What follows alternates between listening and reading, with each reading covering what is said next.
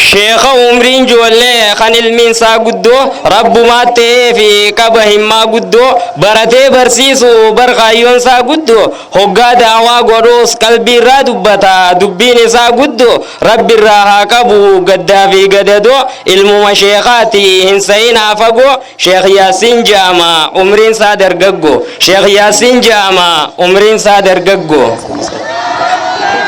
بكبوا شيخا قاف شيخ نجري نمني سم بينس مالي سم بري إب شيخا فودي قاف سننقري إب شيخا فونا ملكي نساتري نما يبقى قبي ربي تول قبا جتشورا أقري مادة هراشتس كانك كيسان قري دالوتا في آدا قرسم جاري جاري توكو إران همني كان كيرو في قري شيخ ياسين بانا شيخ موسى رابري المشيخ موساتي أني سافيري المشيخ موساتي أني سافيري. الله أكبر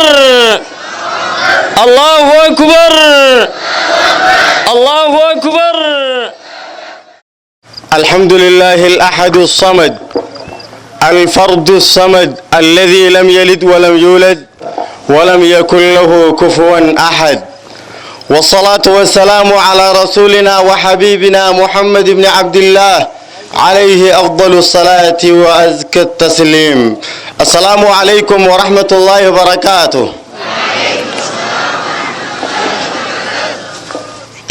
دعوة شيكوتين تينينو قداتران هندا ورت فجد من ربنا واتاسس. قند ور مصراتيس مصر دوغاس ربي سناغود. ما شاء الله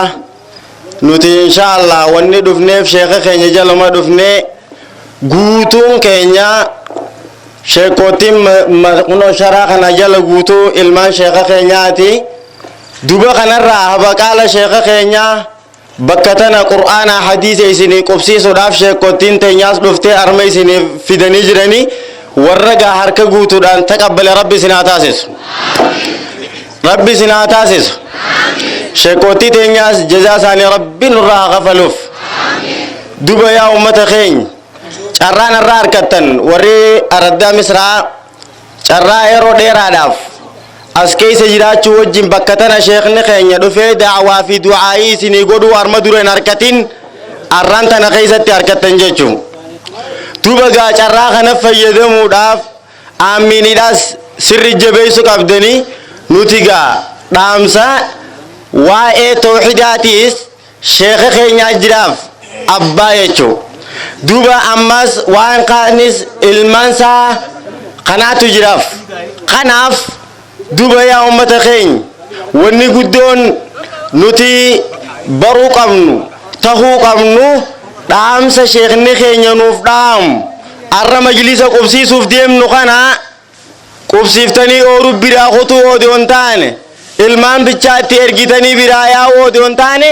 guddaa fi xiqqaan irraa barachuudhaan arras bakka tana gaddaabdanii ulamaa'ii teenya gurguddoo dhaaltoota nabiyyoota rabbii alayhimus salaatu wassalaam isaan kana gammachiiftanii du'aa'ii guddoo irraa fuudhuun fuutanis arraanja. duba rabbiin guddaan subhaanahu wa ta'ala daqiiqaa muraasa keessatti waan takka lama dubbadheetiin yeroo diyyee xumuraa. duba yaa ummata keenya nuti babar jennee caayaa oowwisna sheeka keenyaatu nuuf boodaan dhufa jechuu. wanni rabbiin guddaan subhaanahu wa ta'ala dirqama ilma namaarra godhee rabbitti amanuudha waan rabbiin tahin itti kafruudha. rabbiin guddaan subhaanahu wa ta'ala waan namni amantaan qabne amantaattiin seenu laa ilaaha illallah muhammadun rasulullah kalimaa jettu tana nuuf godhe jechuu. laa ilaaha illallah muhammadun rasulullahin wanni isiin ibsaa jirtu laa ilaaha jechuun haqaan gabbaramaan tokkumaa addunyaa guutuu keessan jiru rabbii tokkicha yoo ta'e malee jechuu. laa ilaaha illallaahiin waa lama of keessaa qabdi. akkuma sheekni keenya as duraas kan ijaan hin arginillee sagaleen illee dhagayaa turtan bakka hundan nu barsiisan jechuu. dhabamsiisuu fi raggaasisuudha. duba gaa zabana keenya keessatti laa ilaaha illallaa jechaa nama yaammachuun waan biraa gabbaruun waan rabbiin tahin cinaa rabbi cinaa qabuun laa ilaaha illallaa fahamuu dhabuudhaan laa ilaaha illallaa macnaasii beekuu dhabuudhaan muhammad ibn abdul wahhab rahimahullah sheekni keenya sana kije namni tokko amantii himatee amantii islaaminaa maqaa fi machaa namticha ma'anaa laa ilaaha illallah Abu Jahal irra beeku faayidaa takka nuun qabuuje Abu Jahaliin gaafa nabi Allah Muhammadin alayhi salatu wassalam laa ilaaha illallah jeen laa ilaaha illallah jee sana masaatitti hin deebine laa ilaaha illallah jechuudha dide wanni laa ilaaha illallah jechuu dideef aja'ala al-aalihata ilaahan waahida inna haadha la shay'un ujaab samucaan gabbaramaa dile nuti harkaa qabnu kana dhiisaa tokko qofa gabbaraa ja'a huwwaan amankaa kaati ja'aniif didan laa ilaaha illallah bichaa jechuun waan tokko akka rabbii tokko qofa gabbaran nama gooti jechuudhaafi dide jechuu kanumaan arkaanni laa ilaaha illallah utubaan laa ilaaha illallah lama dhabamsiisuu fi raggaasisuudha jechuu cufa waan ibaadaa tahee rabbii tokkichaaf raggaasifta cufa waan gosa gabbaraa ja'amu waan rabbiin tahin guuturraa hune dhabamsiiftaa jechuu ummata keenya toohinni waan rabbiin dura nutti ajeje wanni rabbiin dura nutti ajeje ilma namaa toohida wanni ergooleen ergamteef toohida kanaaf jecha laa ilaaha illallah muhammadun rasuulullaahin hugguu afaan irra jaamtu waan xiqqoo fakkaattus waan guddoodha waan namni laa ilaaha illallah jechaa dalagu kana isiidhaatu irraa nu dhoorka laa ilaaha illallah jechuun waan rabbi malee jiru guutuu akka hiyyaammanne si gooti salaata keessatti hugguni fiifi iyyaaka na'budu wa iyyaaka nasta'iin yaa rabbi si qofa gabbarra yaa rabbi si qofaan gargaarsifanna hoggaani fiifi jennee salaata keenya keessa salaannu akkas jennee gabbaanee yaa sheekhaa balu jennee yaammachuun nama biraatiin gargaarsifachuun kun amantii keenyaa miti dubagaa laa ilaaha illallah nabi Muhammad alayhi salatu wassalaam gaafa dura ergaman makka keessatti amakkuudhaan guutuu laa ilaaha illallah bichaadhatti yaaman jechuu laa ilaaha illallah muhammadun rasulullah qofa amakkuudhaan itti yaaman duba arraan tana wallaahi nabi rabbi alayhi salatu wassalaam akkuma nun jaan dhaaltoota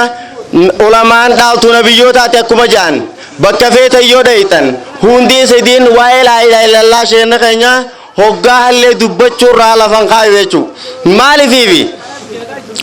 dhaaltoota nabiyyootaati nabii rabbiiti sallallahu alayhi wasallam amakkuudhaan guutuu akkuma isaanii kanatti itti yaamaa ture waan ta'eef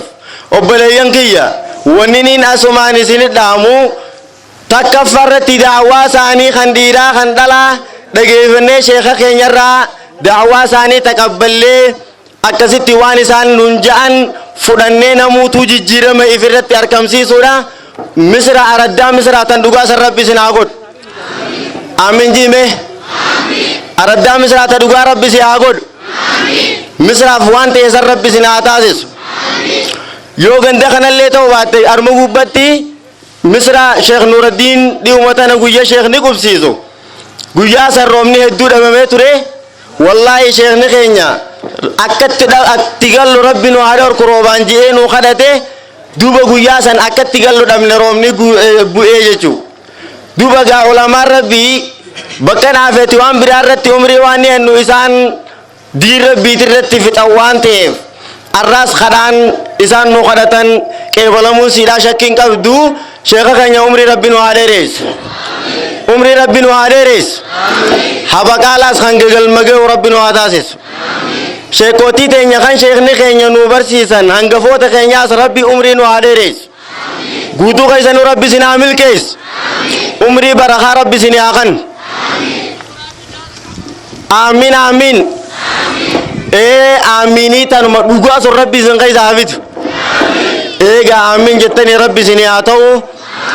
ani gaabbabaruma jechuudha sheekni keenya ganaa nu booda jira bakka inni jirutti gaa dubbii wanni dubbannu waan jirtu wa akhiru da'wati an alhamdulillah wa salaamu alaykum wa rahmatullahi wa barakatuh Allahu akbar Allahu akbar Allahu akbar Allahu akbar Allahu akbar takbir Allahu akbar Masya Allah gaa guyyaan arraantaa karaan guutuudha baay'eetti isinummaan hin dadhabina sheekota adda addaati as keessa guutuudha gurruma qalbii kaa'uun akkasitti waan asii dubbata waliin jiraachaa